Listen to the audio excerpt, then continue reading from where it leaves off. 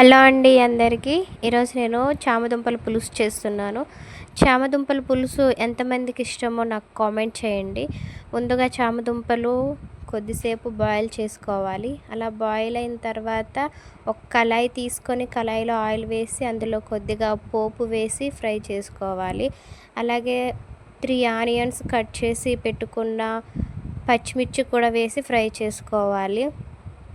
Golden brown colour వచ్చేంత వరకు fry చేసుకున్నాక అందులో కొద్దిగా కరివేపాకు కూడా వేసి మంచిగా ఫ్రై చేసుకోవాలి.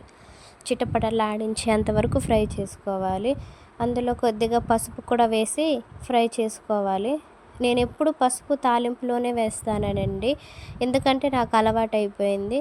తర్వాత టమాటా ముక్కలు కూడా వేసి దానిపైన కొద్దిగా సాల్ట్ వేస్తే తొందరగా మగ్గిపోతాయి మంచిగా. చాలా బాగుంటుందండి.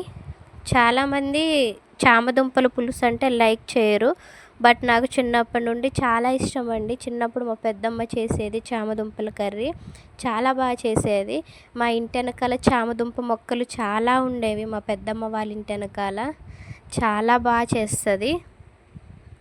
తర్వాత కొంచెం కారం వేసి కలుపుకొని అవి కొద్దిసేపు మగ్గబెట్టిన తర్వాత ఉడకబెట్టి కట్ చేసుకున్న చామదుంపలు కూడా వేసి మంచిగా కలుపుకోవాలండి.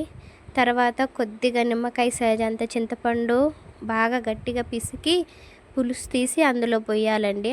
అది బాగా కొద్దిసేపు మరగబెట్టాలి. అందులో మనకి నచ్చిన సాంబార్ పొడి, ధనియా పొడి వేసి కొద్దిగా చిక్కపడేంత వరకు ఉంచితే చాలా బాగుంటుందండి.